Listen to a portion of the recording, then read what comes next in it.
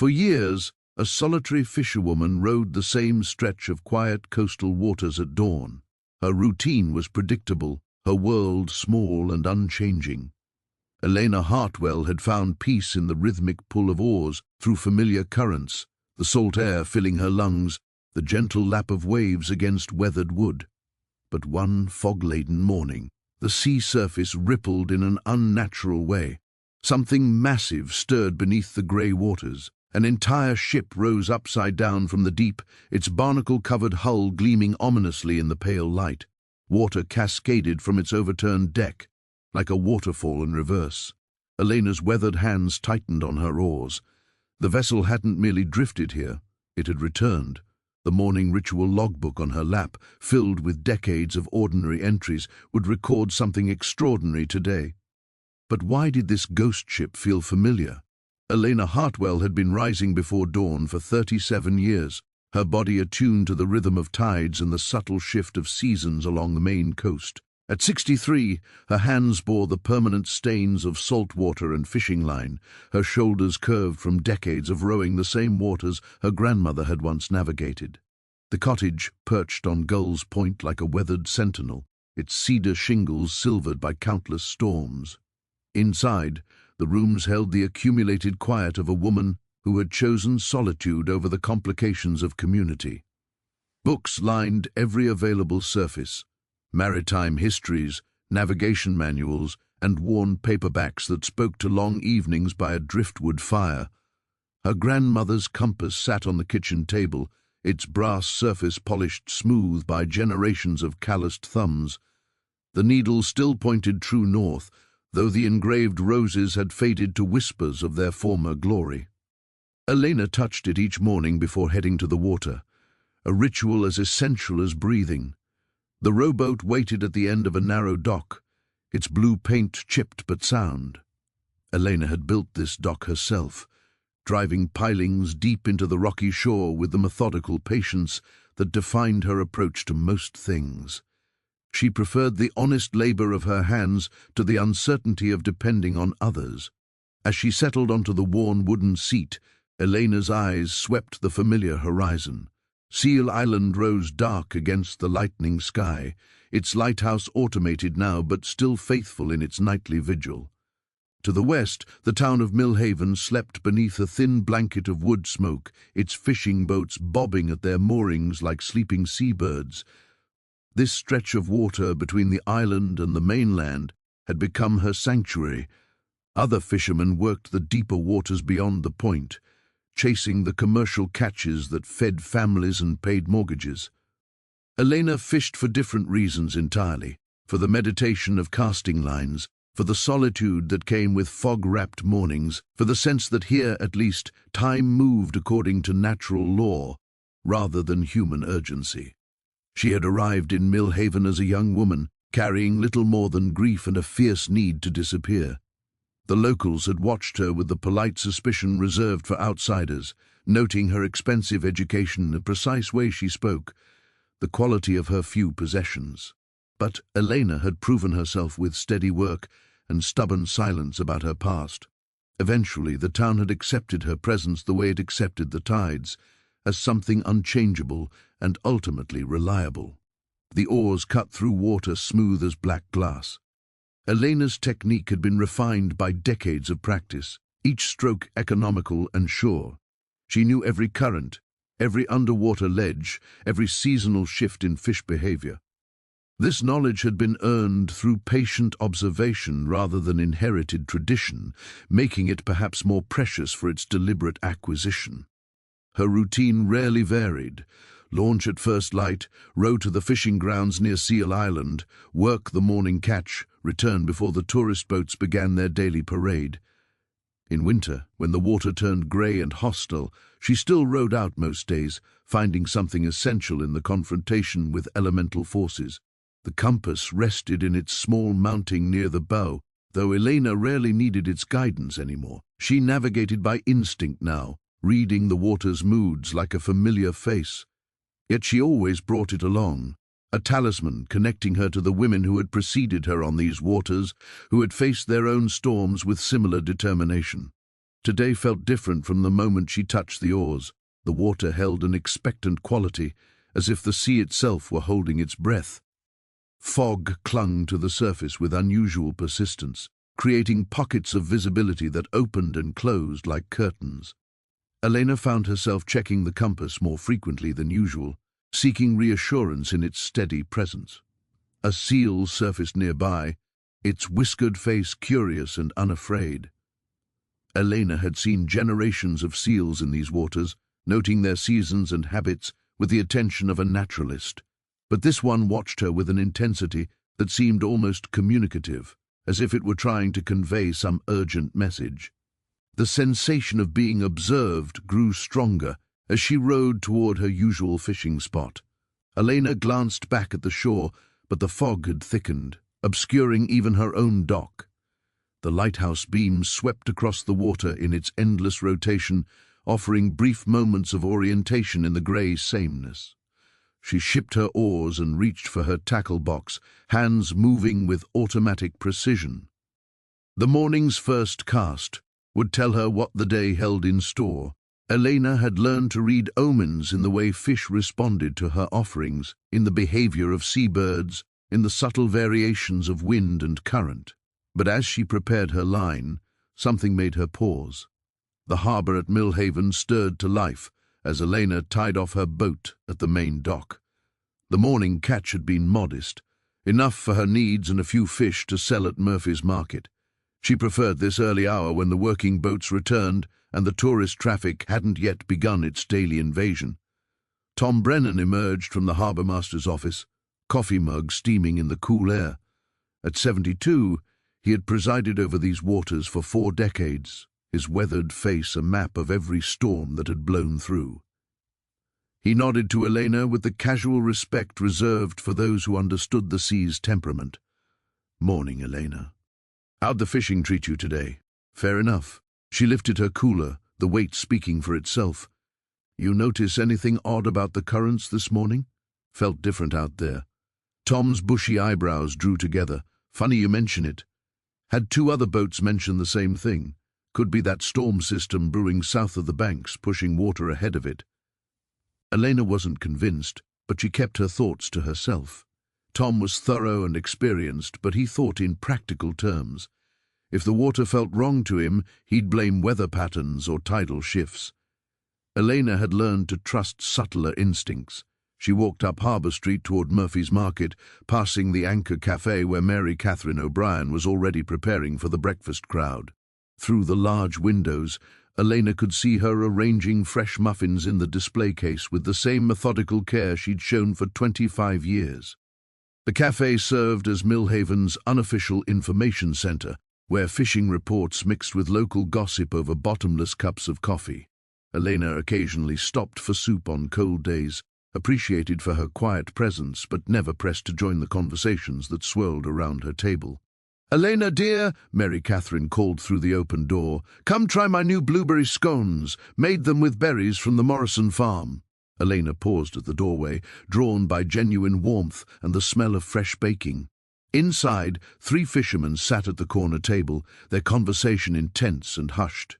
She recognized the Delacroix brothers and old Pete Santos, men whose families had worked these waters for generations. "Something's got them stirred up," Mary Catherine whispered, following Elena's glance. "Been talking about strange readings on their fish finder, lights under the water. Pete swears he saw something big moving down there yesterday." Elena accepted the offered scone, its warmth comforting in her palm. The sea keeps its own schedule, always has. It was the kind of response the townspeople expected from her, philosophical without being specific, acknowledging mystery without encouraging speculation. Over the years, Elena had cultivated this persona carefully, revealing enough humanity to maintain relationships while deflecting deeper inquiry. At Murphy's Market, she sold her fish to Frank Murphy, a man whose family had run the store since before Elena's arrival. Frank treated her with the professional courtesy due a reliable supplier, asking no questions about her life beyond the immediate transaction. "Getting ready for the weekend crowd," Frank mentioned, tallying her payment. "Forecast looks good for tourists. Should be busy around the harbour." Elena nodded, pocketing the cash. She had mixed feelings about the seasonal influx of visitors. Their money kept the town alive, but their presence transformed the working harbour into something resembling a maritime theme park. Walking back toward her cottage, Elena noticed how the fog had lifted everywhere except over the water where she'd been fishing. A thin line of white mist clung to the surface there, as if something beneath were generating its own weather system. At home, she put away her gear with automatic precision, each item returned to its designated place. The cottage's interior reflected a mind that found comfort in order. Books alphabetized, charts filed by date, tools cleaned and stored according to function. In her desk drawer, beneath navigation charts and tide tables, lay a yellowed newspaper clipping she hadn't looked at in months. The headline read, "7 Lost in Maritime Disaster, the date 30 years past." The article described a fishing vessel that had vanished during a sudden storm. Its crew never recovered despite extensive search efforts. Elena's fingers traced the newsprint, feeling the paper's brittle edges. She had kept this clipping not from morbid fascination, but as a reminder of how quickly the sea could claim what it wanted. The families mentioned in the article had eventually stopped their vigils, accepting what the ocean had decided. But sometimes, late at night when wind rattled her windows, Elena wondered about those 7 men, whether they had fought the waves or surrendered to them, whether they had thought of home in their final moments or simply disappeared into the vast indifference of deep water. She folded the clipping carefully, returning it to its hiding place beneath papers that documented 37 years of predictable tides and reliable catches. Outside, the fog over her fishing grounds continued its strange persistence, defying the strengthening sun. The wedding ring hung from a silver chain around Elena's neck, hidden beneath layers of wool and weather-resistant fabric. She touched it absently while preparing her evening meal, a gesture so automatic she rarely noticed it anymore. But tonight, with storm clouds gathering beyond the point, the weight of it seemed heavier than usual. 37 years ago, Elena Hartwell had been Elena Morrison, wife to David, mother to a daughter who would have been 35 this month. The life she'd lived then existed in a different universe, one of dinner parties and book clubs, school committees and carefully planned vacations. She had been the kind of woman who wore pearls to the grocery store and kept fresh flowers on the dining room table. The storm that changed everything hadn't been predicted. Meteorologists later called it a weather anomaly, one of those rare convergences of atmospheric conditions that create something unprecedented and devastating. Elena and her family had been returning from a weekend at David's brother's cottage, their small sailboat cutting through waters that had been calm an hour earlier. She could still feel the sudden shift when the wind changed direction, the way the boat heeled over as if grabbed by an invisible hand. David had shouted orders she couldn't hear over the rising howl of air and water. Their daughter Sarah had been below, gathering her stuffed animals and art supplies when the first massive wave struck. Elena's fingers traced the ring's worn surface through her sweater. She had been at the wheel when the second wave hit, watching David struggle with the mainsail that had torn loose from its rigging. The image remained crystal clear, his white shirt whipping in the wind, his mouth open in a warning she would never hear. Then the boat rolled completely over, and the world became a confusion of salt water and splintered wood. She had surfaced alone, clinging to a piece of the cabin roof, calling their names into the storm's fury. Coast Guard helicopters found her 12 hours later, hypothermic and barely conscious, the sole survivor of what investigators would classify as an unavoidable maritime accident. No fault, no negligence, simply the sea asserting its dominion over human plans. The official inquiry had exonerated her completely. Weather conditions, they concluded, had deteriorated faster than anyone could have reasonably anticipated. The boat had been properly equipped and maintained. Elena had followed all correct procedures during the emergency. In the language of maritime law, she bore no responsibility for what had happened to her family. Elena had never quite believed them. Through her kitchen window, she watched the storm clouds build over the water where she'd been fishing that morning. Lightning flickered in their depths, still distant, but approaching with the methodical pace of inevitability. The fog that had clung to the surface all day was finally beginning to dissipate, revealing water that moved with an agitated rhythm she hadn't seen in years. After the accident, she had tried to return to her old life. Friends and neighbors had been kind, surrounding her with casseroles and sympathy, creating protective barriers against the world's sharp edges. But Elena had discovered that grief was not something to be managed or overcome. It was a permanent alteration, like losing a limb or going blind. The woman who could host dinner parties and serve on school boards had died in that storm, along with her family. She had sold the house in Portsmouth, given away most of their possessions, and driven north until she found Millhaven. The cottage had been for sale then, neglected and overpriced, perfect for someone who wanted to disappear from the expectations of her former life. She had paid cash and never looked back. The transition from suburban widow to solitary fisherwoman hadn't been easy. Elena had taught herself everything: how to read weather patterns, how to repair nets, how to navigate by compass and instinct.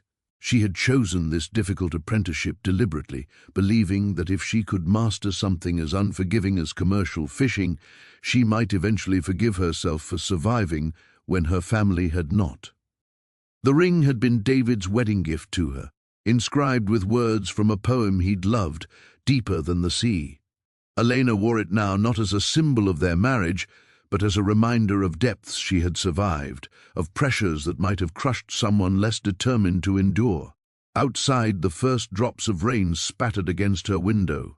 The storm was moving faster than she had expected, bringing with it the kind of weather that made experienced fishermen secure their boats and wait for calmer seas. Elena double-checked her own mooring lines from the window, noting how the wind was beginning to whip the water into whitecaps. But something else caught her attention, a strange luminescence beneath the water's surface, visible even through the gathering darkness. It pulsed with a rhythm that seemed almost organic, like the heartbeat of something vast and patient. Elena touched the ring again, feeling its familiar weight against her chest. After 37 years of self-imposed exile, the sea seemed ready to return something she had lost. The morning after the storm dawned unnaturally still, as if the sea were holding its breath. Elena launched her boat into water so calm it resembled polished slate, disturbed only by the gentle wake her oars created. The fog hung lower than she had seen in years, creating a pocket of visibility that extended perhaps 20 yards in any direction. She rowed toward her usual fishing grounds with the automatic precision of long habit, but something felt wrong from the first stroke. The water moved differently beneath her boat, not rough or dangerous, but altered in some fundamental way. The familiar landmarks of Seal Island and the distant headlands had vanished behind walls of grey mist that seemed almost solid. Elena checked her grandmother's compass repeatedly, trusting its steady needle even as her other senses suggested she was rowing through a landscape transformed overnight. The silence was absolute except for the soft splash of oars and the whisper of her boat cutting through glass-smooth water. Then the fog began to part. It happened gradually at first, wisps of mist curling away like smoke from an extinguished fire. Elena paused in her rowing, instinctively aware that something significant was about to be revealed. The water ahead of her moved in a way that violated every law of physics she understood, upward, as if a massive bubble were rising from the depths. The ship emerged hull first, barnacle-covered steel breaking the surface with the deliberate majesty of a breaching whale. Water cascaded from its overturned deck in curtains that caught the pale morning light, creating rainbows in the mist. Elena watched in stunned silence as the vessel continued rising until its entire hull was visible, suspended upside down on the water's surface like some impossible architectural experiment. The sight defied rational explanation. Ships didn't rise from the deep intact.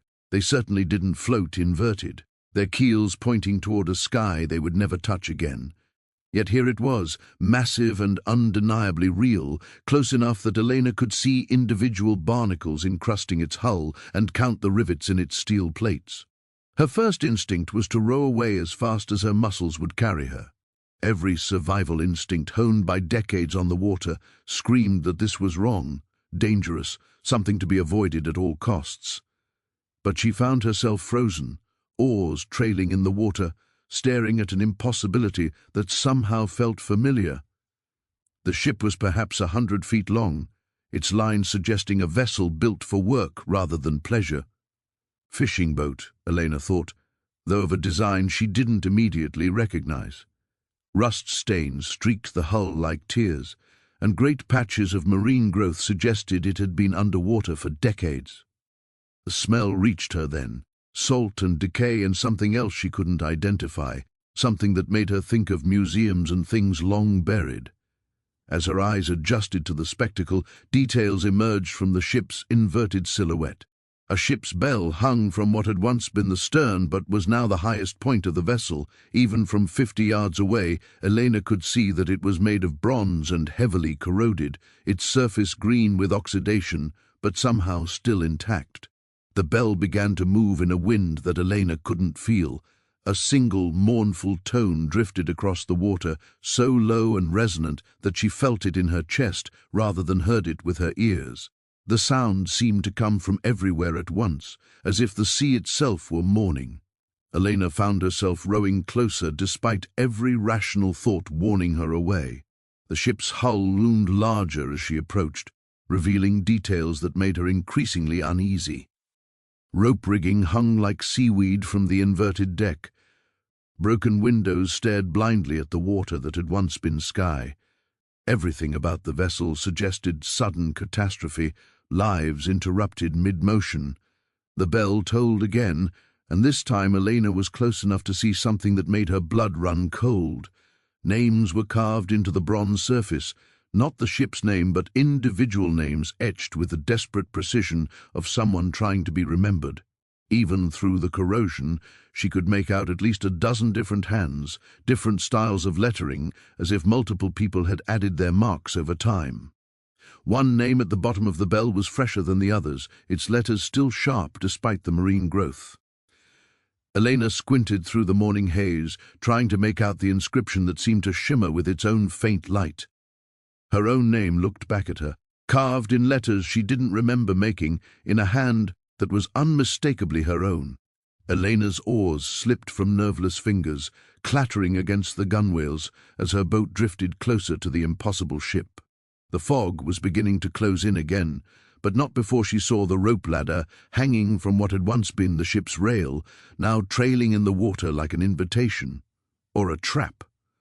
Elena's hands shook as she retrieved her oars, the sight of her own name carved into the ship's bell having shattered any pretense of rational explanation. Yet something deeper than fear compelled her forward, a recognition that ran deeper than memory, pulling her toward the vessel with the inexorable force of a tide. She rowed closer with deliberate caution, noting how the water around the ship behaved differently. Currents moved in spirals where they should have flowed straight. The temperature seemed to drop several degrees as she approached, her breath beginning to mist despite the relatively warm morning air. Her compass needle spun lazily, unable to find magnetic north in the ship's presence. The rope ladder dangled within reach, its fibers still strong despite obvious age and submersion. Elena secured her boat to what had once been the ship's rail and was now an underwater anchor point. As she climbed, water dripped steadily from the inverted deck above, each drop echoing with unnatural resonance in the hollow space beneath the hull. The ship's interior was a maze of inverted rooms and corridors filled with brackish water that reflected her flashlight beam like black mirrors. Elena waded through knee-deep pools that had once been the ceiling, following passages that led deeper into the vessel's heart. The smell of decades-old salt water mixed with something organic and unsettling. Not decay exactly, but the scent of things that should have decomposed but hadn't. In what had been the captain's cabin, Elena found the first concrete evidence of the ship's history. A waterlogged ledger lay wedged against what was now the floor, its pages swollen and partially illegible, but still holding traces of careful handwriting. She lifted it gently, water streaming from its binding, and carried it to her air pocket where she could examine it more closely. The captain's log told a fragmentary story of the vessel's final days. Most entries were too damaged to read completely, but fragments emerged from the water-stained pages like ghosts of meaning. Day 23. Unusual currents southwest of Seal Island. Instruments malfunctioning. Crew reports lights beneath the surface. Elena turned the pages with growing unease. The dates were from 37 years ago, around the time of her own family's accident. More unsettling, the ship's last recorded position matched almost exactly the coordinates where she had been fishing yesterday morning, where the vessel had emerged from whatever depths had held it. Day 27. Radio dead, compass spinning, something following us in the deep water. Men are frightened. The handwriting grew increasingly erratic as the entries progressed, as if the captain had been writing under extreme stress. Elena could imagine him hunched over this same ledger, trying to document events that defied explanation even as they unfolded around him. Day 29. God help us. It's not following us. We're following it. Drawn down. Can't fight the pull. The final entry was barely legible, written in what looked like desperate haste. Elena, if you find this, the choice was never ours to make. Some debts the sea never forgives. Some prices paid in blood and salt. Elena's flashlight beam wavered as her hands began to shake. The captain had known her name, had somehow anticipated that she would be the one to find this record decades later. But that was impossible. She hadn't even lived in Millhaven 37 years ago, had never met any of the fishermen who worked these waters.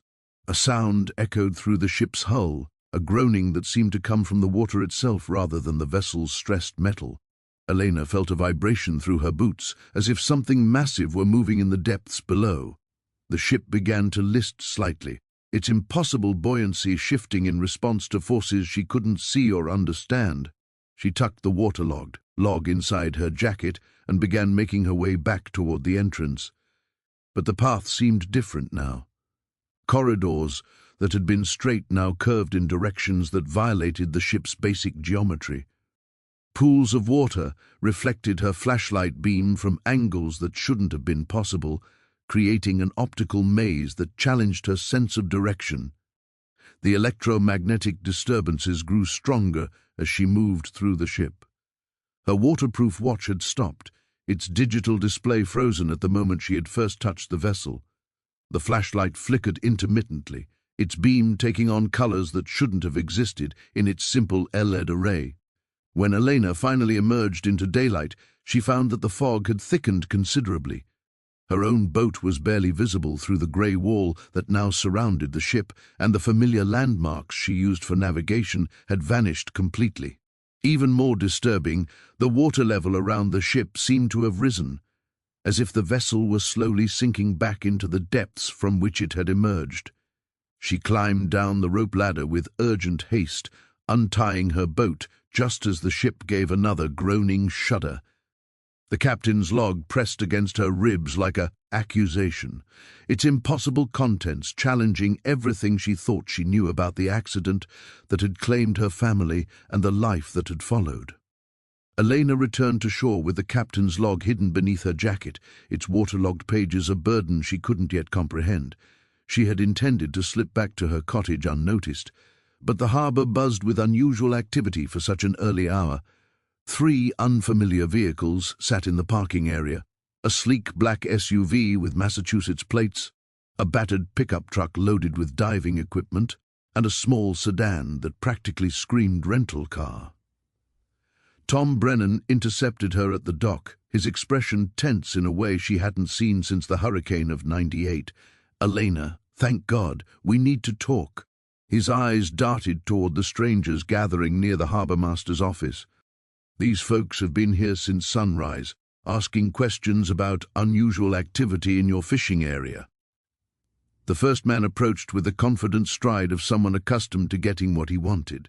Marcus Chen wore an expensive waterproof jacket over designer jeans, his equipment clearly high-end, despite the casual presentation.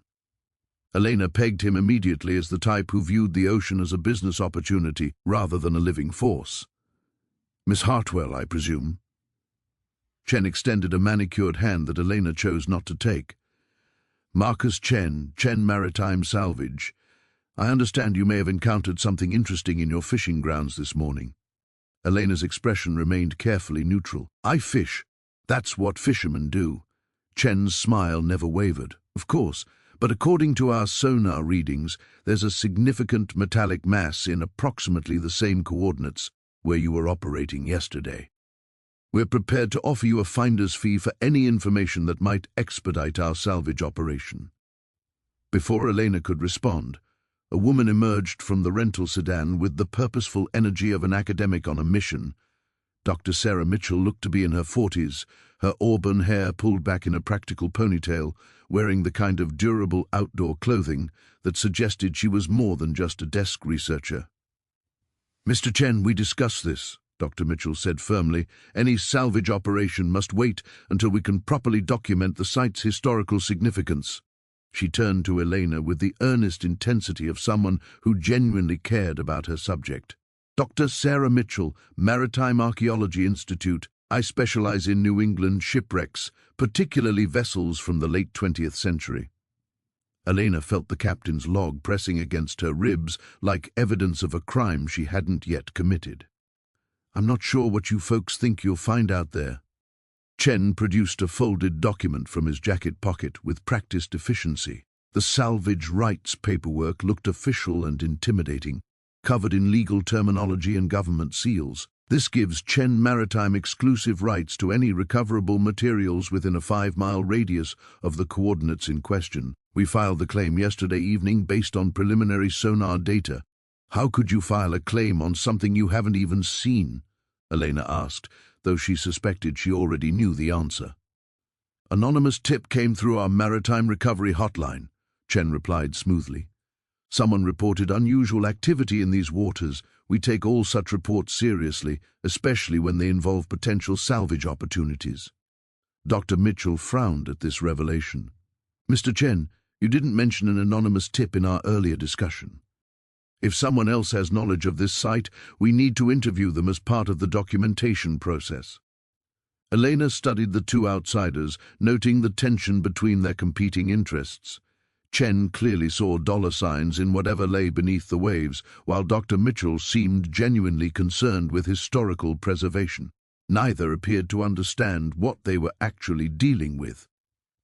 "The tip mentioned an upside-down vessel of significant size," Chen continued, watching Elena's reaction carefully. "We're prepared to launch a full recovery operation within 48 hours, assuming weather conditions cooperate." The third vehicle's occupant finally made his appearance, a grizzled man in his 60s whose weathered hands and permanent squint marked him as someone who had spent decades underwater. He moved with the careful precision of an experienced commercial diver, but something about his demeanor suggested purposes beyond simple salvage work.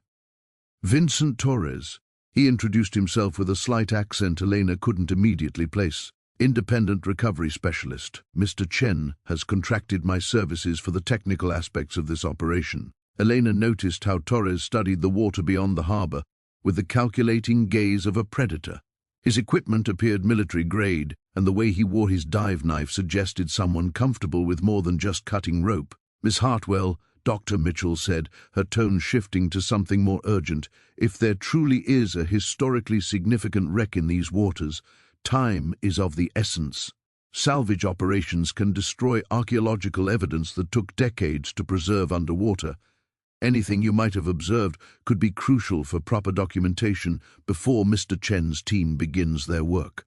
Elena looked from face to face, seeing different forms of hunger in each expression. "Chen wanted profit, Doctor. Mitchell wanted knowledge, and Torres wanted something she couldn't yet identify but instinctively distrusted. None of them understood that some things the sea claimed were meant to stay claimed. "I'll need to think about it," Elena said finally, already planning her retreat. "This is all rather sudden." But as she turned toward her cottage, Elena realized that thinking time was a luxury she might not have. Elena locked her cottage door and drew the curtains before spreading the captain's log on her kitchen table. The waterlogged pages had begun to dry, revealing more text as the paper contracted and separated. Under a magnifying glass, she could make out additional fragments that had been invisible while wet. The ship's name emerged from a smudged entry dated 3 days before the final log. Mary Catherine, taking on water, pumps failing, something wrong with the sea itself. Elena froze. Mary Catherine, the same name as the cafe owner, but also the name of a fishing vessel that had been lost in these waters decades ago. She pulled out the yellowed newspaper clipping she kept hidden in her desk drawer, scanning the article with new eyes. There it was, buried in the second paragraph. Among the missing vessels is the commercial fishing boat Mary Catherine, last reported 20 miles southeast of Millhaven. 7 men lost, the article had said. 7 names she had read dozens of times over the years, without truly understanding their significance. Now one of those men stared back at her from the waterlogged log, Captain James Morrison, whose handwriting had somehow known to mention her name 37 years before she arrived in Millhaven. Morrison, Elena's maiden name, which she had abandoned after her marriage to David. With trembling hands, she climbed the narrow stairs to her cottage's small attic. Boxes of her father's possessions sat covered in dust, things she had salvaged from his apartment after his death and never found the courage to examine. She had told herself they were just papers, meaningless documents from a life that had ended before she understood what questions to ask. The leather-bound journal lay at the bottom of the largest box, wrapped in oilcloth like something precious or dangerous. Elena had seen her father writing in it during her childhood, but he had always closed it when she approached, claiming it was just work notes. After his death from a sudden heart attack when she was 25, she had packed it away with his other effects, assuming it contained nothing more than the mundane records of an insurance adjuster. Now, as she opened the journal's weathered cover, Elena realized how wrong she had been. Day 1. They're asking me to investigate the Mary Catherine disappearance. 7 good men lost, and the Coast Guard calling it weather-related. But the families deserve better than bureaucratic dismissal. Something doesn't add up about the reported conditions. Elena turned the pages with growing recognition of her father's methodical handwriting. James Morrison had been an insurance investigator, not a fisherman. Her father, who had somehow been involved in the case that was now literally rising from the depths to confront her. Day 8. Interviewed the survivors' families. Strange coincidences in their stories. All 7 men reported dreams of drowning in the weeks before the disappearance. All mentioned seeing lights beneath the water during their final fishing trips. The journal entries became increasingly detailed as her father's investigation progressed. He had documented weather patterns, interviewed other fishermen, even hired a private boat to search the areas where the Mary Catherine had been lost. But the deeper he dug, the more frustrated his notes became. Day 23. The official report is a cover-up. I'm certain of it now. Someone wants this incident buried, and they're pressuring my company to close the case without full investigation. The families will never receive the compensation they deserve. Elena found photographs tucked between the journal's pages, grainy images of the search area, charts marked with her father's careful annotations, even a few shots of debris that had supposedly been recovered from the wreck site. But one photograph made her blood run cold, a clear image of the ship's bell she had seen yesterday morning, except this picture was obviously decades old. Her father's final entries revealed the terrible choice he had been forced to make. Day 31. They've made it clear my investigation ends now or my family pays the price. Elena is only 7 years old. I can't risk her safety for the sake of 7 men who are already dead. But someday, when she's older, when she's strong enough to handle the truth, maybe she'll understand why I failed these families. Day 32, final entry. I'm closing the Mary Catherine case as weather-related incident, no corporate liability. God forgive me. I've hidden copies of all evidence in safety deposit box #247 Millhaven Savings Bank. The key is taped inside the compass Rose gave me. If something happens to me, if Elena ever needs the truth, it's there waiting. Elena's hand shook as she closed the journal. Her grandmother's compass, the same one she carried on every fishing trip, was more than a navigational tool. It held the key to evidence her father had risked his life to preserve. Outside, car engines started in the harbour parking area. Through her window, Elena could see Chen's salvage vessel approaching the harbour mouth, its deck bristling with recovery equipment. Dr. Mitchell was setting up some kind of monitoring station on the dock, while Torres supervised the unloading of diving gear that looked more military than civilian. Time was running out. Elena had perhaps hours before the full truth became public property, subject to the competing interests of salvagers and academics, and whatever dangerous agenda Torres represented. She retrieved her grandmother's compass from its place on the kitchen table, running her fingers along its brass edges until she found the hidden seam her father had carefully concealed. Elena pried the hidden panel from her grandmother's compass with a kitchen knife, her hands steady despite the magnitude of what she was uncovering. The safety deposit box key was exactly where her father had promised, wrapped in tissue paper that had somehow survived decades inside the brass casing. But as she extracted it, a folded piece of paper fell to the floor, something that definitely hadn't been there when she last handled the compass. The paper was modern, crisp white stock that looked like it had been placed recently. Elena unfolded it with growing unease, finding a message printed in block letters that seemed deliberately anonymous. Some secrets should stay buried. Stop digging or join your family in the deep. You have 24 hours. Elena's cottage suddenly felt exposed, its windows too large and numerous for someone who might be watching from the tree line. She moved away from the kitchen table, staying low as she checked each room for signs of intrusion. Everything appeared undisturbed, but the threatening note proved that someone had been inside her home, had known exactly where to plant their warning for maximum psychological impact. The harbour below buzzed with increasing activity. Chen's salvage vessel had anchored directly over her fishing grounds, its positioning equipment already deployed. Dr. Mitchell had established what looked like a small research station on the main dock, complete with underwater cameras and communication gear. But it was Torres who worried Elena most.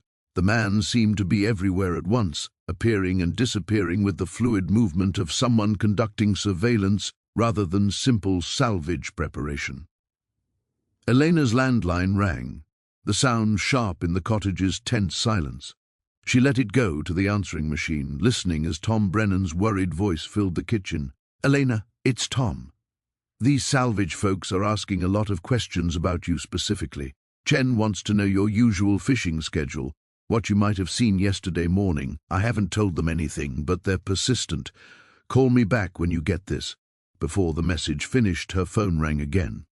This time, the caller hung up when the machine picked up, leaving only empty static. Then again and again, the phone becoming a source of harassment rather than communication. Elena unplugged the phone and moved to her bedroom window, which offered a view of the harbour road. A dark sedan she hadn't seen before was parked near the curve, positioned to observe anyone coming or going from her cottage. As she watched, the vehicle's occupant raised binoculars in her direction. She was being watched from multiple angles now: the sea by Chen's salvage team, the harbour by Dr. Mitchell's research station, and her own cottage by Torres or whoever he worked for. The anonymous threat had been designed to make her feel trapped, and it was succeeding. Elena gathered her father's journal, the safety deposit box key, and the threatening note, stuffing them into a waterproof bag along with some cash and her identification.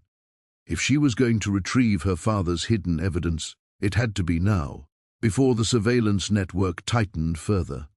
The back door of her cottage opened onto a path that led through scrub pines toward the old cemetery on Millhaven's outskirts. Elena had walked this route countless times during her years in town, using it for exercise and solitude. Now it offered the only approach to downtown that might avoid the watchers stationed at obvious vantage points. She moved through the trees with the careful quiet of someone who understood how sound carried in coastal air. Behind her, the cottage sat innocent and ordinary, giving no hint that its owner had discovered connections that reached back decades. Elena wondered how long it would take her watchers to realize she had slipped away. The cemetery was empty except for the usual population of weathered headstones and memorial flowers left by families who still remembered their dead.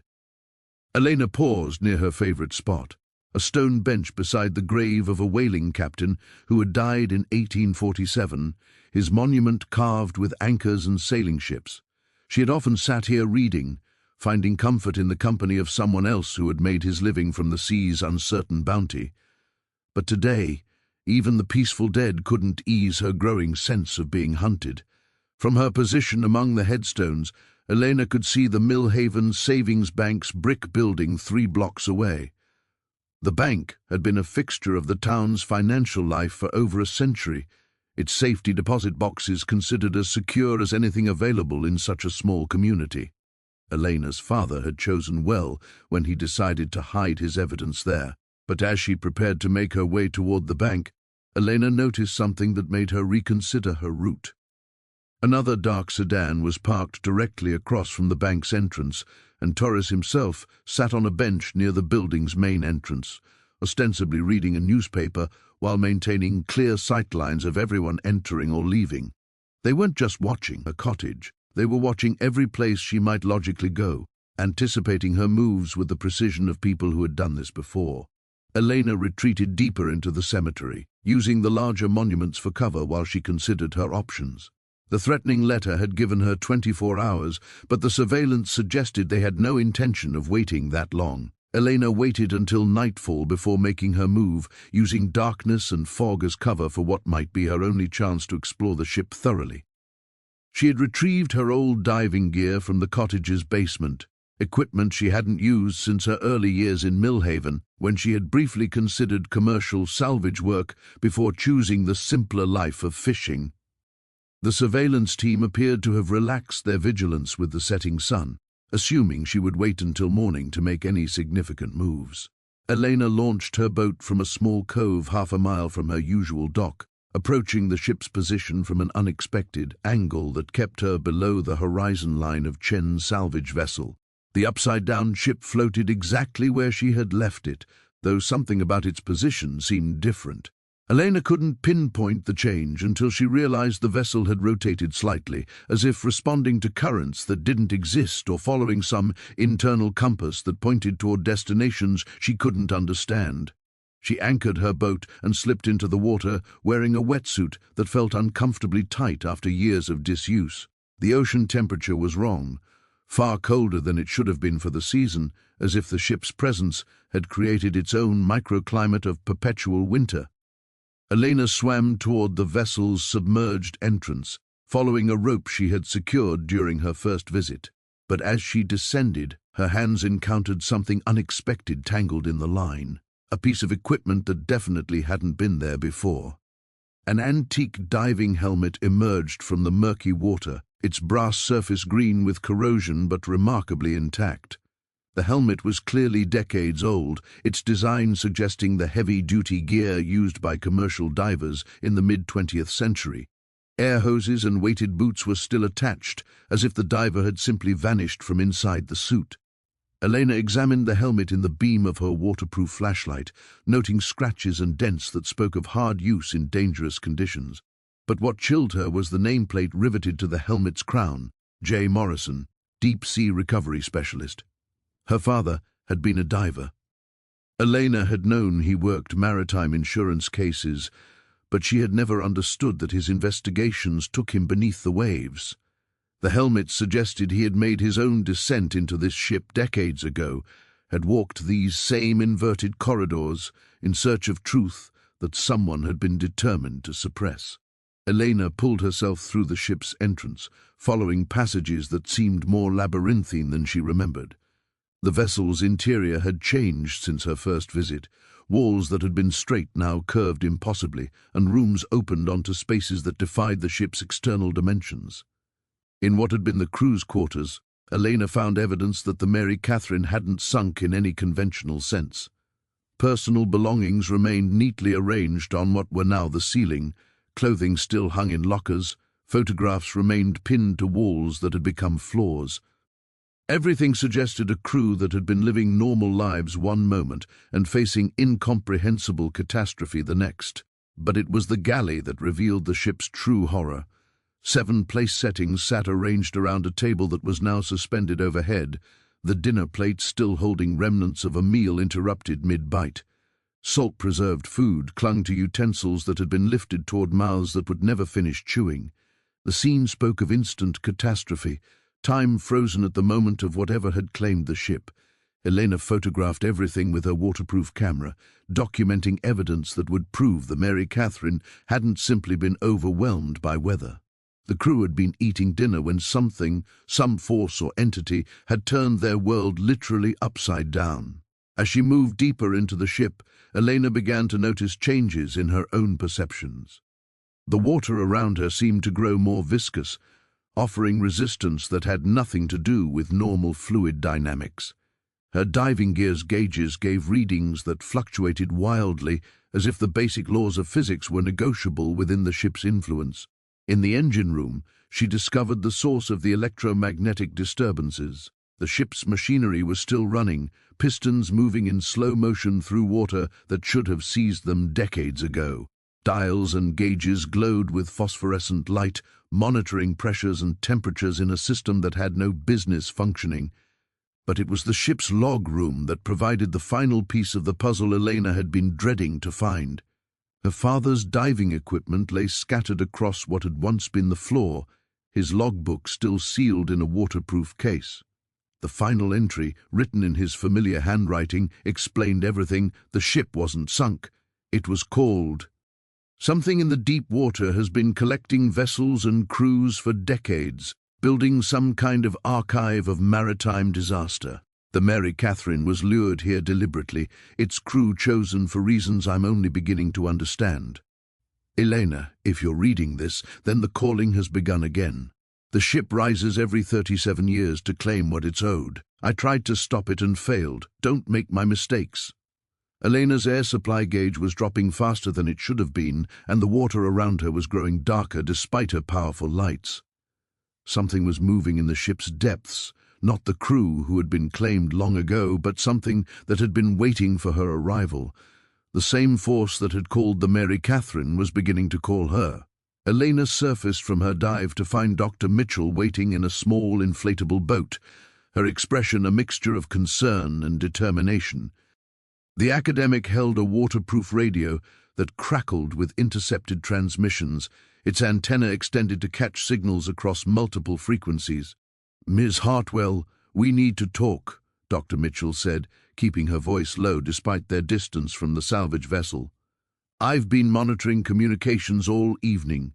What Chen told you about his operation isn't the whole truth." Elena treaded water beside her boat, exhausted from the dive but alert to the danger in Dr. Mitchell's tone. "How did you know I was here? I've been watching the surveillance team that's been watching you." Dr. Mitchell helped Elena climb into her boat, noting the diving gear and underwater camera. "You're not the only one who thinks something unusual is happening. I intercepted this transmission an hour ago." She activated the radio, playing back a recording that made Elena's blood run cold. The voices were distorted by encryption, but their meaning was unmistakable. "Beacon is active. Target has made contact with the primary site. Confirmed. Begin Phase 2 extraction protocols. What about the academic and the salvage operator?" "Expendable. Our priority is securing the Morrison documents before federal intervention. Elena Morrison has been confirmed as the primary inheritor. Initiate containment procedures." Dr. Mitchell stopped the playback, her face grave in the moonlight. "They know who you really are, Elena. Morrison isn't just your maiden name. It's why they've been waiting for you to surface this ship." Elena felt the pieces falling into a pattern too terrible to fully accept. "Who's they? I'm not entirely certain, but the encryption signature suggests military or intelligence origin. Definitely not commercial salvage." Dr. Mitchell checked her watch nervously. "Chen's operation is a front. Torres isn't just a diver. He's running some kind of Black Ops recovery mission." The coded radio transmissions had revealed a conspiracy far more complex than simple treasure hunting. Elena realized that her father's investigation 37 years ago had exposed something powerful enough to require permanent suppression, something worth murdering 7 fishermen to keep secret. "Why are you helping me?" Elena asked, studying the academic's earnest face for signs of deception. "Because my research into maritime disasters has uncovered a pattern. Ships disappearing in this area every 37 years, always with similar circumstances, always with investigations that get mysteriously terminated." Dr. Mitchell pulled out a tablet displaying overlaid charts and timelines. "The Mary Catherine wasn't the first, and if we don't stop this, it won't be the last." Elena described what she had found inside the ship: the preserved crew quarters, her father's diving equipment, the impossible machinery still running in flooded compartments. Dr. Mitchell listened with the focused attention of someone whose theories were being confirmed by nightmare evidence. "Your father discovered something that threatened a long-term operation," Dr. Mitchell concluded. "The ship isn't just rising randomly, it's being called up as part of some kind of collection process. But for what purpose?" Before Elena could answer, lights appeared on the horizon, fast boats approaching from multiple directions with the purposeful coordination of a planned operation. Dr. Mitchell cursed and started her boat's engine, but Elena could see they were being boxed in by vessels moving with military precision. "Federal agents," Dr. Mitchell said, reading something on her radio scanner. "But I don't think they're here to rescue us." Elena made a split-second decision that would alter the trajectory of everything that followed. "Follow me. There's something I need to show you, but we have to reach shore first." They raced toward the harbor, with the mysterious boats converging behind them, Elena's knowledge of local currents allowing her to navigate shallow areas where larger vessels couldn't follow. Dr. Mitchell proved to be an incapable boat handler, matching Elena's desperate pace through waters that would challenge experienced fishermen. They reached the harbor to find Chen's salvage vessel surrounded by black speedboats, their crews wearing tactical gear that suggested capabilities far beyond maritime recovery. Torres stood on the dock, directing operations with the efficient authority of someone who had always been in command. "They've been planning this for decades," Dr. Mitchell realized, "waiting for you to inherit whatever your father discovered." Elena looked at the coded radio transmissions Dr. Mitchell had intercepted, understanding that these communications represented just the surface of a conspiracy that reached back to her childhood, to the insurance case that had shaped her father's final years, to the guilt that had driven her into exile on these same waters. "My cottage," Elena said. "There's evidence hidden there that explains everything. But if we're going to retrieve it, we need to move now before they realize we've figured out their real agenda." As they prepared to make their desperate run to shore, Elena realized that her 37 years of self-imposed isolation had been nothing more than an intermission between acts of a drama that had always been intended to end with her return to the sea that had claimed her family. The coded transmissions continued crackling from the radio, coordinating movements in a plan that had been set in motion before Elena was born. Elena and Dr. Mitchell reached her cottage just as Torres's tactical team began their systematic search of the harbor area. They slipped through the back door into darkness, Elena moving by memory while Dr. Mitchell followed closely behind. The safety deposit box key felt heavy in Elena's pocket, but first she needed to retrieve the one piece of evidence that would make the bank trip worthwhile. In her bedroom closet, behind winter coats that smelled of salt and solitude, Elena found what she was looking for. The blood-stained life jacket had been wrapped in plastic for 37 years, hidden among her father's personal effects that she had never had the courage to examine fully. Now, as she unwrapped it under the beam of Dr. Mitchell's flashlight, the orange fabric revealed stains that time had turned dark brown, but hadn't erased. "Where did you get this?" Dr. Mitchell whispered, her academic composure shaken by the physical evidence of violence. "My father's belongings. I found it after he died, but I never understood what it meant." Elena turned the life jacket over, revealing tears that were clearly not from natural wear. Someone was attacked while wearing this. Dr. Mitchell examined the damage with the careful attention of someone trained to read evidence. These cuts looked deliberate, made with a blade not torn by debris or weather. She photographed the life jacket with her phone, documenting details that might prove crucial later. This suggests the Mary Catherine incident wasn't just a drowning. There was violence involved. Through the cottage's front window, Elena could see flashlight beams sweeping through her yard. Torres's team was getting closer, their search pattern methodical and professional. Whatever they were looking for, they clearly believed it was worth the risk of breaking into a private residence. "We need to get to the bank," Elena said, stuffing the life jacket back into its plastic wrapping. "But they'll be watching the obvious routes." Dr. Mitchell consulted her phone's map application, plotting alternate paths through Millhaven's small downtown area. "There's a service alley that runs behind the bank building. We might be able to approach through the old mill district." They slipped out the cottage's back door just as the front door exploded inward under the force of a tactical ram. Elena heard Torres shouting orders to his team, their search becoming openly aggressive now that subterfuge was no longer necessary. Whatever protection Elena's citizenship might have once provided had clearly been suspended for the duration of this operation. The run through Millhaven's sleeping streets felt surreal, like fleeing through a familiar dreamscape that had transformed into something threatening. Elena led Dr. Mitchell through shortcuts she had learned during 37 years of solitary walks, using knowledge of the town's geography that no outsider could match. The bank's service alley was empty, except for dumpsters and delivery trucks, but Elena could see surveillance vehicles positioned at both ends of the block. Torres's team had anticipated this route, but they seemed to be waiting for something rather than moving to intercept. "They want us to reach the safety deposit box," Dr. Mitchell realized. "They're not trying to stop us. They're herding us toward whatever evidence your father hid." Elena understood the trap but also recognized that she had no choice but to spring it. The blood-stained life jacket proved that the Mary Catherine incident had involved murder, but without her father's complete documentation, she could never prove who had ordered the killings or why. Box 247 contained exactly what her father had promised: photographs, documents, recorded testimonies, and most crucially, copies of communications between government agencies and private contractors discussing the Morrison Protocol, a classified program for suppressing maritime discoveries that threatened national security interests. "My God," Dr. Mitchell breathed, scanning documents that revealed decades of cover-ups. "Ships haven't been disappearing accidentally. They've been targeted for elimination whenever they discovered something the government wanted to keep secret."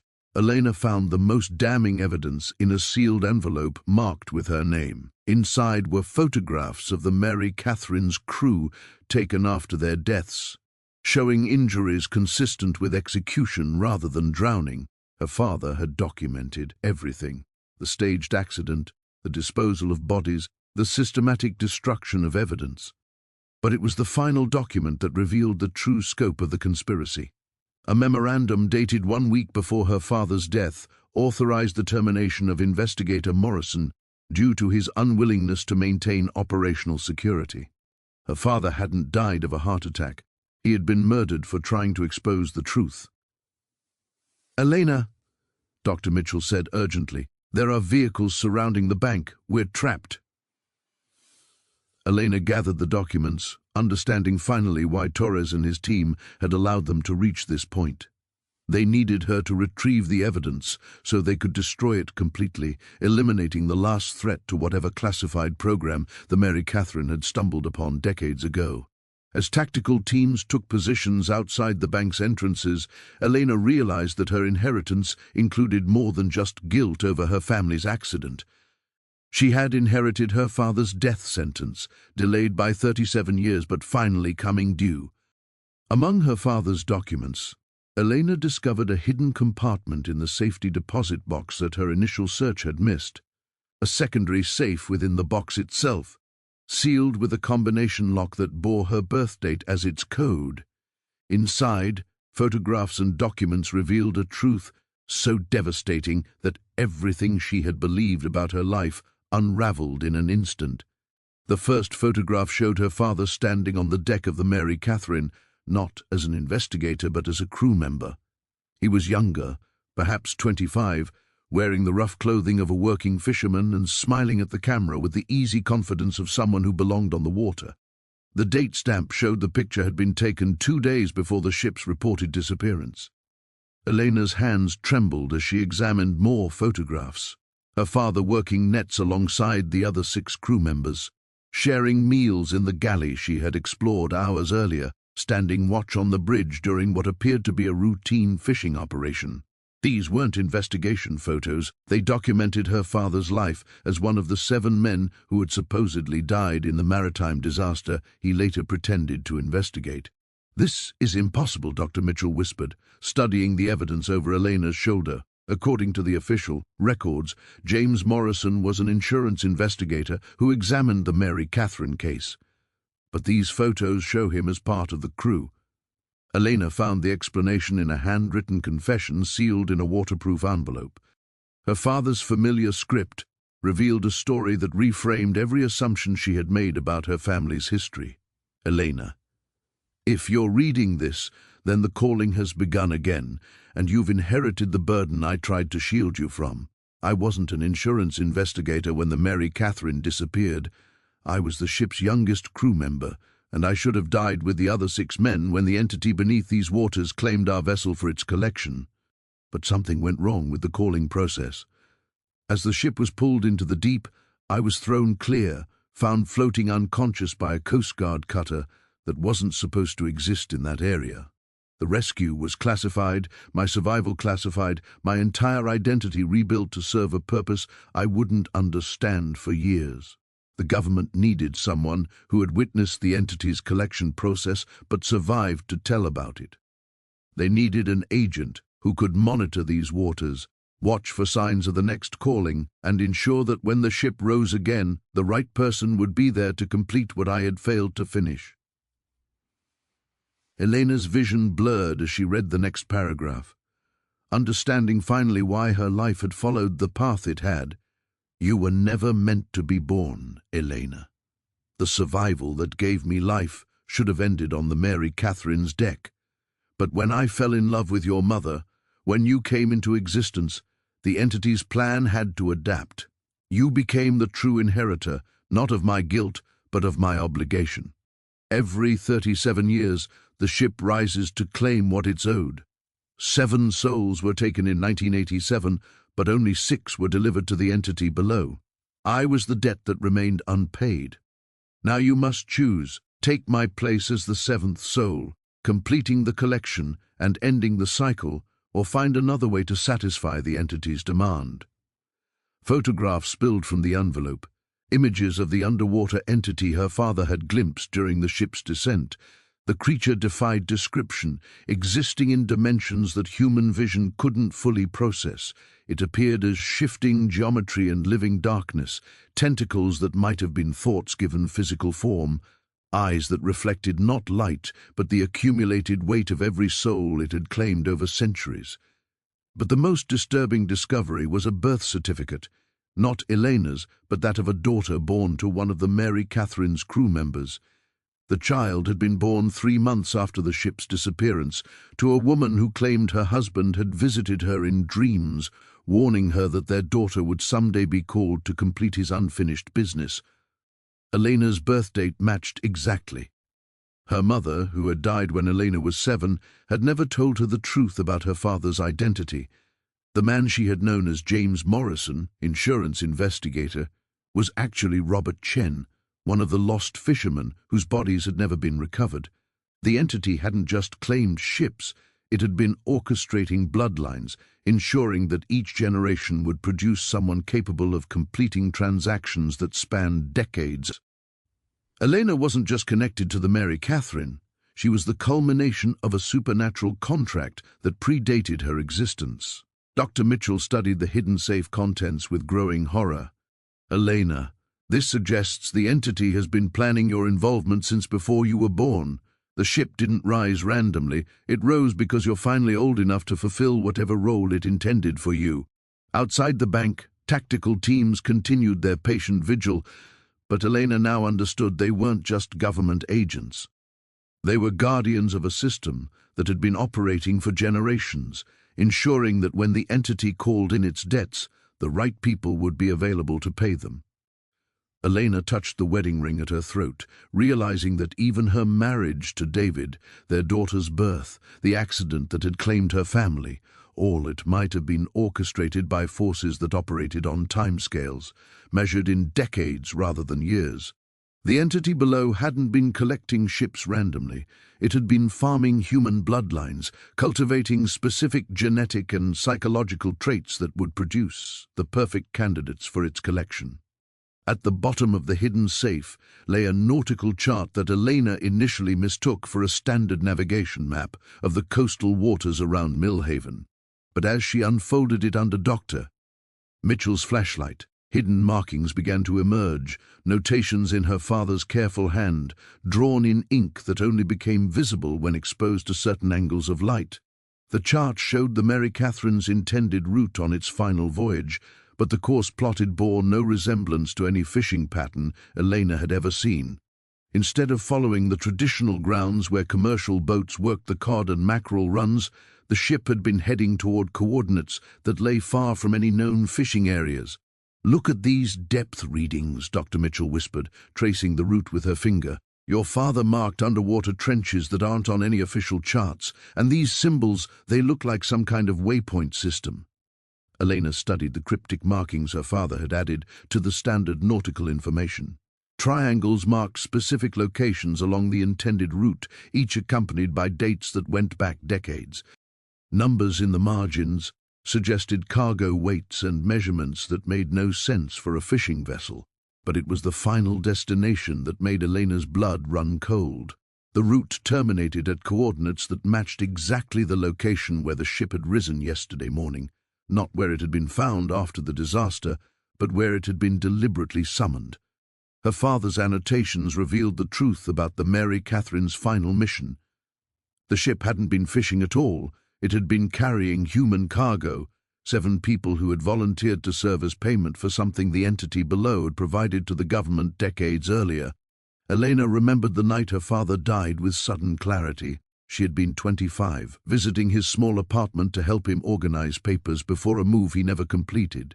He had seemed agitated that evening, checking his watch repeatedly and making phone calls to numbers that no longer answered. "Elena," he had said, sitting heavily in his favorite chair, "there are things about my work you've never understood, choices I made before you were born that have shaped everything that followed." She had assumed he was talking about the dangerous nature of maritime insurance investigation, the emotional toll of dealing with families who had lost loved ones at sea. Now she understood he had been trying to prepare her for a burden she wouldn't comprehend for decades. "If something happens to me," he had continued, "if I don't live to see your children grow up, remember that some debts can be inherited. Some obligations pass from generation to generation until they're fulfilled." That night, Elena had found him collapsed in his kitchen, the paramedics pronouncing him dead from what appeared to be a sudden cardiac episode. But now, studying the nautical chart's hidden markings, she saw evidence of something far more sinister. The chart included medical annotations, precise documentation of how the entity's influence manifested in human physiology. Heart palpitations, cardiovascular stress, eventual system failure in subjects who resisted the calling for too long. Her father hadn't died of natural causes. He had been killed slowly by his refusal to complete the transaction the Mary Catherine had been sent to fulfill. Dr. Mitchell discovered additional layers of information as she examined the chart more closely.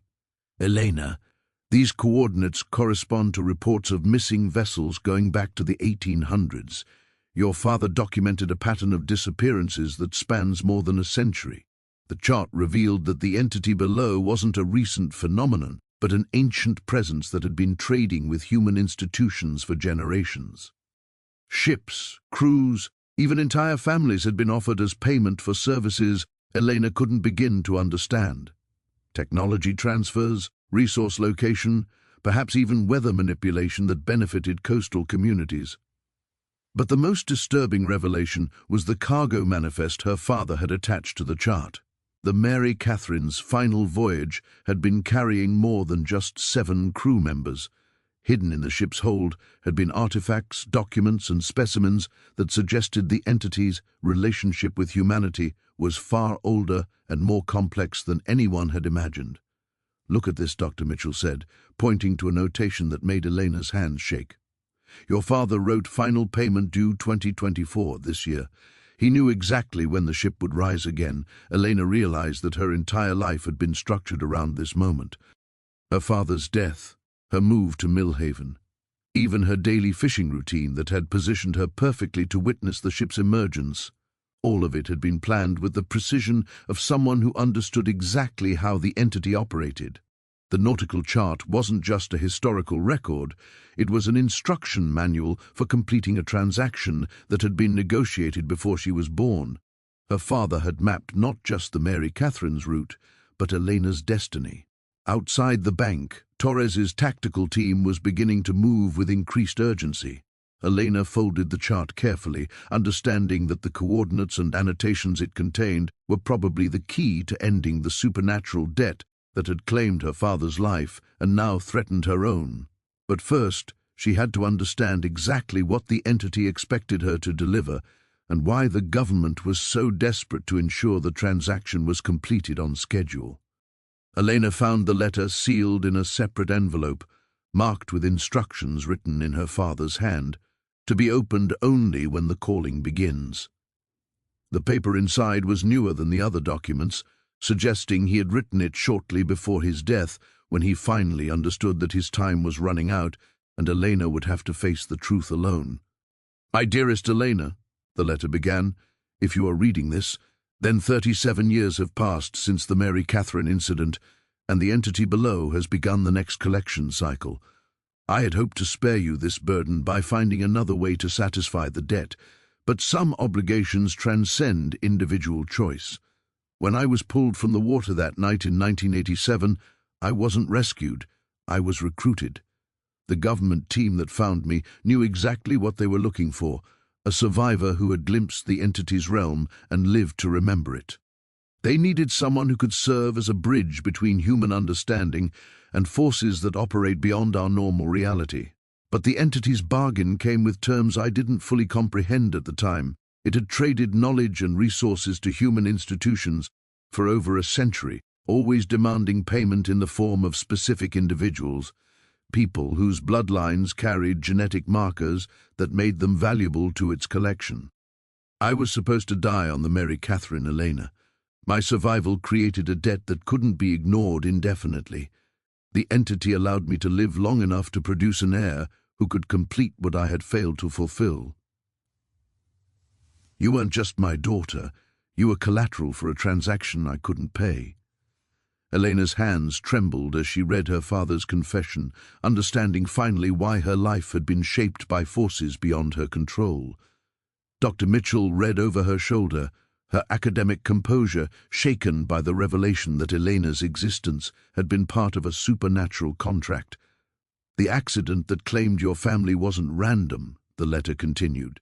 "The entity needed to isolate you, to remove the human connections that might prevent you from fulfilling your inherited obligation. David and Sarah were innocent casualties of a process that began decades before you met them. I tried to fight it, Elena. I spent 30 years searching for ways to break the cycle, to find alternative payments that might satisfy the entity's demands. But every path I explored led back to the same conclusion: some debts can only be paid with the currency originally promised. You have a choice, though it's not the choice I wish I could offer you. You can submit to the calling as the entity expects, completing the collection and ending this cycle of debt. Or you can do what I was too weak to attempt. You can challenge the entity directly and try to renegotiate terms that were set in motion before either of us was born." Elena looked up from the letter to find Dr. Mitchell staring at her with a mixture of sympathy and determination. "Elena, whatever your father is suggesting, you don't have to face it alone. The challenge involves returning to the ship," Elena continued reading aloud, "and entering the entity's realm through the passage that opens only during the calling period. Inside, you'll find the original contract that binds our bloodline to this debt. If you can prove that the terms were obtained through deception, that the government representatives who negotiated on humanity's behalf didn't have the authority to offer human lives as payment, you might be able to void the agreement. But understand the risk. The entity has collected souls for over a century based on this contract. If you challenge its legitimacy and fail, the penalty isn't just your life, it's every soul the entity has claimed since the agreement was signed. Hundreds of people will be released into a space between life and death, forever lost to both worlds. Dr. Mitchell pulled out her phone, showing Elena the tactical team surrounding the bank. They're not going to let us leave with this evidence. Torres and his people represent the human side of this arrangement. They'll do anything to ensure the contract is fulfilled on schedule. Elena folded the letter carefully, feeling the weight of decisions that would affect not just her own fate, but the supernatural balance that had governed these waters for generations. My father spent 30 years looking for alternatives. What makes you think we can find a solution in one night? Because we have something he didn't, Dr. Mitchell replied. We have proof that the original contract was based on deception. Your father's documents show that government representatives promised human lives without congressional approval, without public knowledge, without any legitimate authority to negotiate such terms. Elena studied the tactical positions outside, calculating their chances of reaching the harbor alive.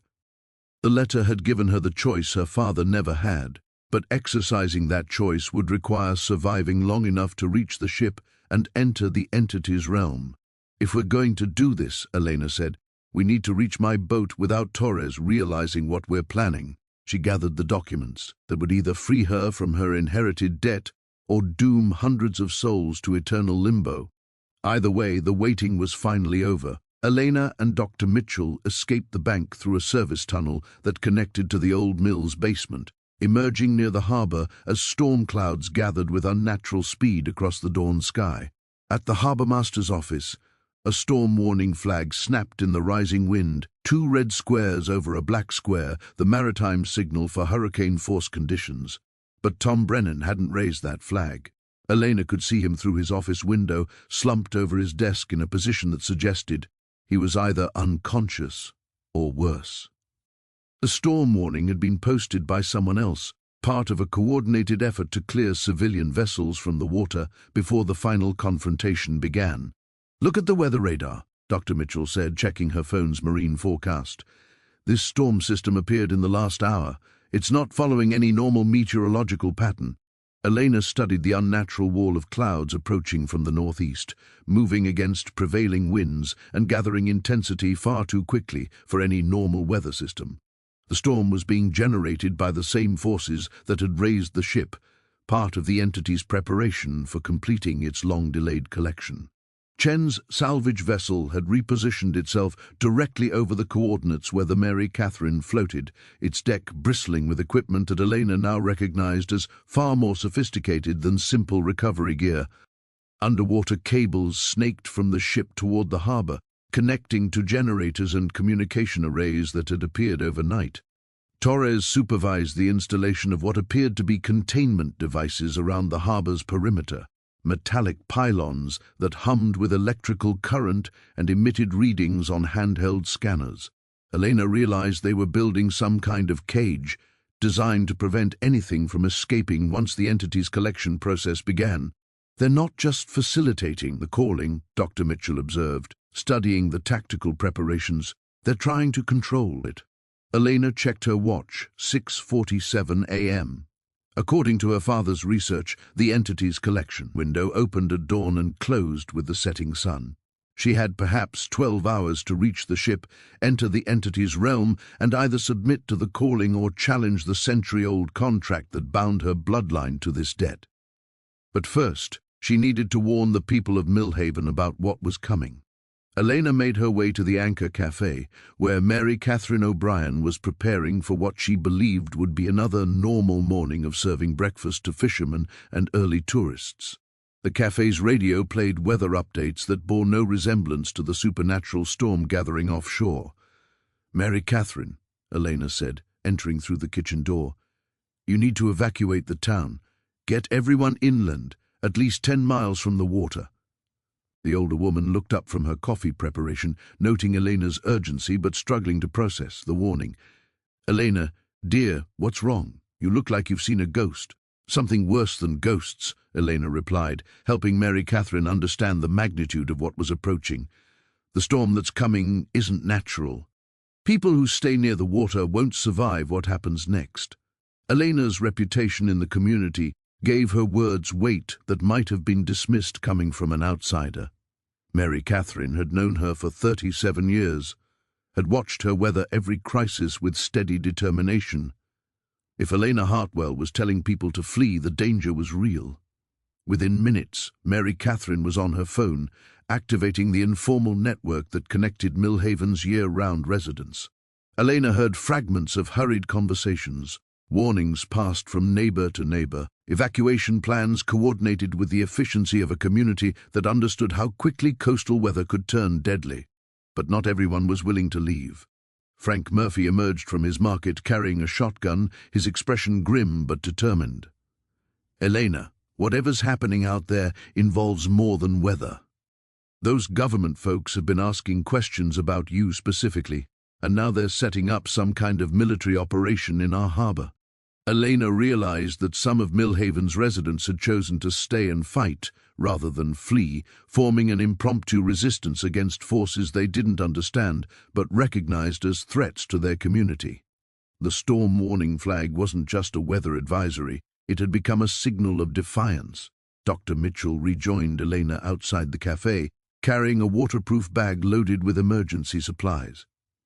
"I've documented everything we found in the safety deposit box. If we don't survive this, at least there will be evidence of what really happened here."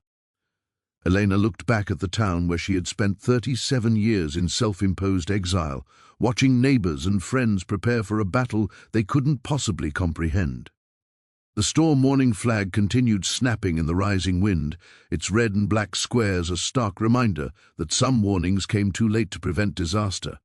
The entity below was stirring, responding to the approaching climax of a collection cycle that had been planned for decades. Elena could feel its presence growing stronger, pulling at something deep in her consciousness with the inexorable force of tide returning to claim what the sea had always owned. Torres's containment field was almost complete. Chen's equipment registered increasing electromagnetic activity. The storm clouds gathered like dark judgment above waters that held secrets dating back more than a century. Elena's time for preparation was ending. Soon, she would have to choose between submission and defiance, between completing her father's debt and challenging forces that had shaped human history from the shadows. Elena reached the Mary Catherine as the supernatural storm reached its full fury, waves crashing over the upside-down hull with violence that defied the relatively shallow water. Dr. Mitchell followed in her own boat, both women struggling against currents that seemed designed to prevent their approach. But Elena understood now that the entity wanted her to reach the ship. This was all part of the collection process her father had tried to escape decades ago. Torres and 3 of his operatives were already aboard the vessel, their equipment cutting through the ship's hull with precision that suggested they knew exactly where to find what they were seeking. Elena could hear the screaming of metal as they forced their way into compartments that had remained sealed since the ship's descent 37 years ago. "Elena Morrison," Torres called out as she climbed the rope ladder onto the inverted deck. "You're right on schedule. The entity has been very patient, but patience has its limits." Elena found herself facing armed men in a space that existed between dimensions, where normal physics bent to accommodate forces beyond human understanding. The storm raged around them, but within the ship's influence, wind and rain moved in patterns that followed supernatural rather than meteorological law. "You know why you're here," Torres continued, his accent now clearly identifiable as something older than any current nation. "Your bloodline carries a debt that predates your birth.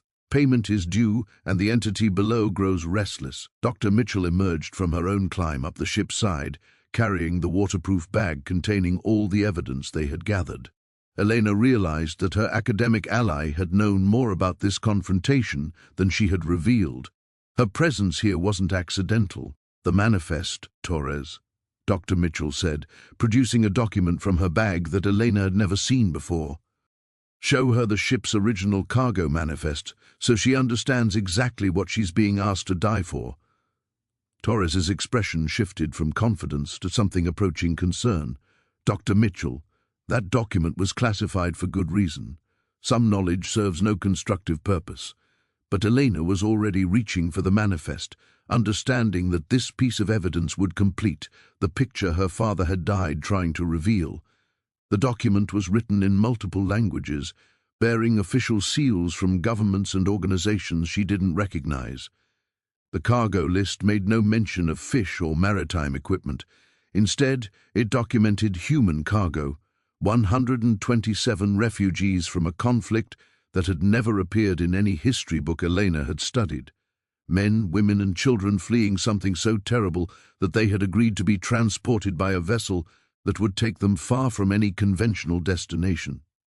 The Mary Catherine wasn't a fishing boat, Elena said, understanding flooding through her as she read names and ages of people who had disappeared without any official record of their existence.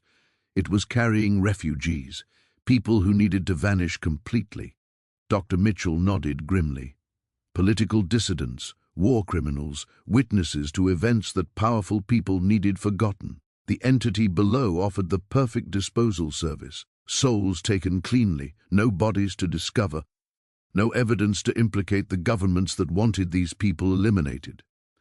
Elena studied the manifest more carefully, noting that 7 names had been marked with special annotations, designated as crew members rather than cargo. These were the men whose deaths had been mourned publicly, whose families had received compensation and sympathy, but they had been willing participants in an operation that had condemned 120 innocent people to whatever fate awaited in the entity's realm. "Your father was supposed to go down with this ship," Torres explained, his patience wearing thin as the storm intensified around them. His survival disrupted a carefully negotiated transaction. The entity has been waiting 37 years for the debt to be paid. Elena looked from the manifest to the armed men who served as enforcers for a contract that violated every principle of human dignity. "What happened to the refugees? They fed the entity's collection," Torres replied without emotion. "Their souls power the entity's ability to provide services to human institutions, weather control, resource location, technology transfers that have advanced human civilization by centuries. The price has always been paid in lives that history won't miss." Dr. Mitchell pulled out her phone, showing Elena recordings she had made of their entire conversation. "Elena, this evidence can expose the truth about what's been happening in these waters, but only if someone survives to share it." Elena realized that her choice wasn't just between submission and defiance. It was between perpetuating a system that had consumed innocent lives for over a century, or destroying evidence that could prevent future atrocities. The entity below stirred impatiently, its influence making the ship's metal groan with stress that threatened to collapse the entire structure. Torres raised his weapon, understanding that Elena's decision would determine whether the supernatural contract continued for another generation. The manifest in her hands contained proof of crimes that reached into the highest levels of multiple governments, evidence that could topple institutions built on the systematic murder of inconvenient populations. The storm reached its crescendo as Elena made the choice that would define not just her own fate, but the future of everyone who might someday find themselves designated as expendable by powers that operated beyond public accountability. 6 months after the Mary Catherine returned to the depths, Elena stood beside the bronze memorial plaque that now marked the harbor's entrance. The inscription bore 127 names, not just the 7 crew members who had been publicly mourned, but every soul who had disappeared beneath these waters during the entity's long reign of collection, in memory of those who were lost to forces beyond their understanding and whose sacrifice ended a cycle that should never have begun. The plaque read, its bronze surface already beginning to develop the green patina that would mark its permanent place in Millhaven's landscape. Elena ran her fingers over the raised letters, remembering the moment when she had chosen to destroy the supernatural contract rather than fulfill it. The entity's rage had been terrifying, a psychic scream that had shattered windows throughout the harbor and sent Torres's men fleeing in terror. But without the governmental agreements that had legitimized its collection process, the creature had been forced to retreat to whatever depths had spawned it. Dr. Mitchell approached from the direction of her temporary research station, carrying boxes of documents that would soon be shipped to universities and government oversight committees. The evidence Elena had preserved would take years to fully investigate, but already 3 congressional hearings had been scheduled and several high-ranking officials had quietly resigned. The forensic teams finished their examination of the ship yesterday, Dr. Mitchell reported. They confirmed what your father suspected. The refugees weren't just murdered, they were subjected to experiments that helped the entity understand human consciousness. The knowledge gained from their suffering was traded to advance classified research programs. Elena nodded, unsurprised by confirmation of horrors she had already accepted.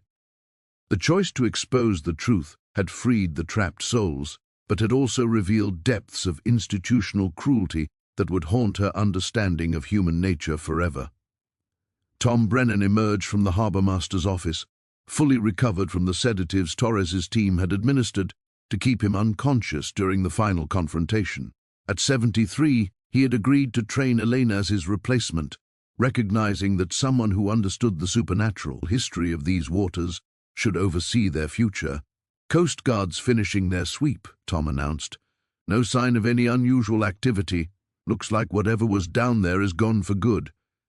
Elena wasn't entirely certain about that. The entity's departure felt more like withdrawal than defeat, as if it were simply relocating to waters where human governments might prove more cooperative. But for now, Millhaven's harbor was free from the supernatural contract that had claimed lives for over a century. Mary Catherine O'Brien arrived carrying a thermos of coffee and the morning's first blueberry muffins, her cafe having become an unofficial coordination center for the town's recovery efforts. The older woman had taken Elena's transformation from solitary fisherwoman to harbor guardian, with the pragmatic acceptance of someone who had survived enough crises to recognize that change was the only constant. Elena accepted the coffee gratefully, watching the sunrise paint the water in shades that reminded her why she had originally fallen in love with these particular waves. Her boat waited at the dock, ready for a morning fishing trip that would be both routine and fundamentally altered by everything she now knew about the depths below. The wedding ring still hung around her neck, but Elena had added her father's compass to the chain, a reminder that some obligations transcended individual choice, while others could be challenged when courage overcame fear.